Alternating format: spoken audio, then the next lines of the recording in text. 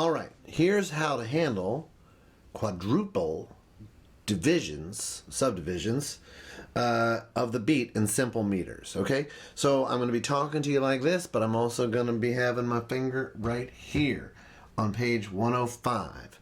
So we're just going to walk through this chapter. I think you're going to find it pretty straightforward.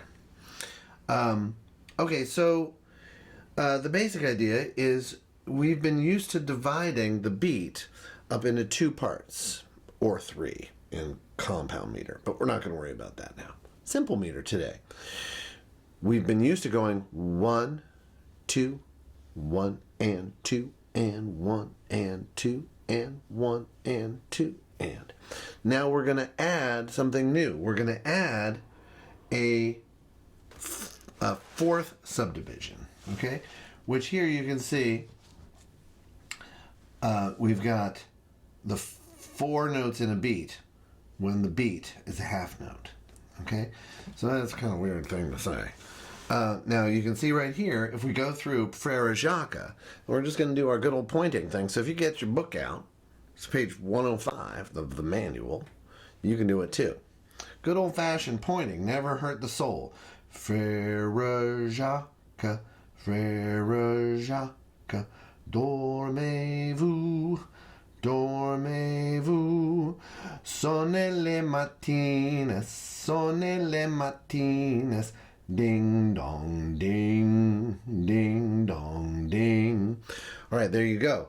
Here is where there's a quadruple division of the beat. Now, we might typically just say 16th notes, because we're used to being in 4/4 or 3/4. We're going to say quadruple division of the beat because sometimes it's not 16th notes. For example, if we were if the beat is a half note, the sonne les matines, right? Sonne les, that would be 8 notes because the beat is a half note. If the beat is a quarter note, then we get our good familiar 16th notes. My eye, your eye is probably used to looking for those 16th notes and thinking 1E and a 2E and a. That's cool. Okay? Similarly, if we have a beat unit of 8th notes, our quadruple division is now 32nd notes. Okay? So here we go.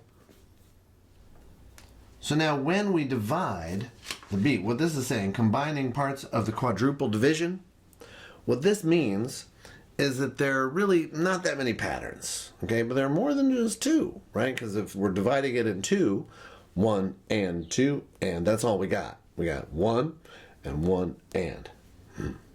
Now we have 1E and a. We've got 1 and a. We've got 1E and we've got 1 and we've got 1E, and we've got 1E 4 different patterns. Wait, 6 different patterns. 6 different patterns. 6 different patterns.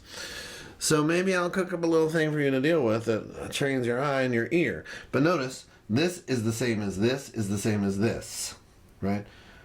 He's got it. Karpinski's like in the Takadimi.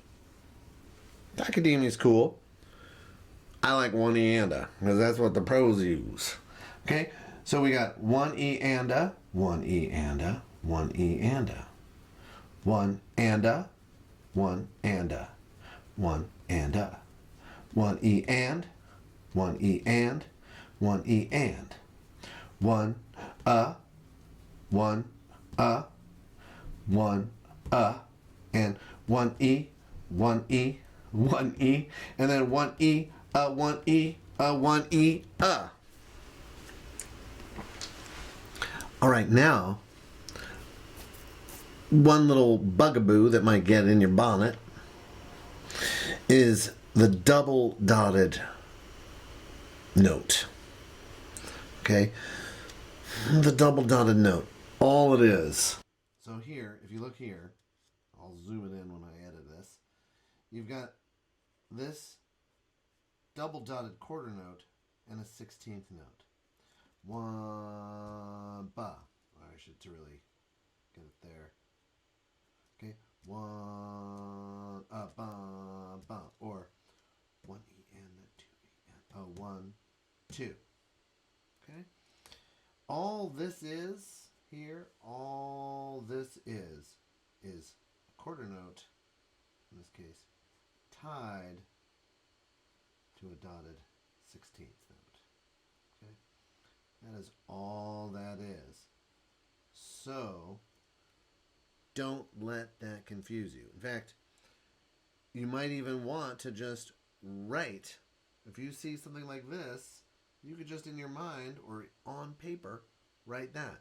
1, 2, 3, 4. Okay, now Karpinski's got some nice reading strategies here for you. And basically all this is saying here is that when you encounter music that you know is going to have quadruple divisions of the beat, you immediately set off in your mind a little ticker. So if you look at music and it only has duple divisions, 8 notes, you're gonna go 1 and da da da da da da da da da da. That's what goes through your mind.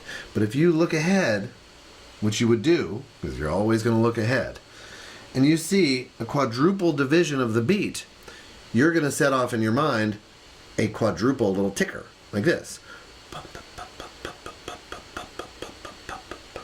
Right? And that becomes a habit. Okay, all professional musicians do this. We just have this ticker going for whatever the common subdivision is. Okay, so that is what this is all about.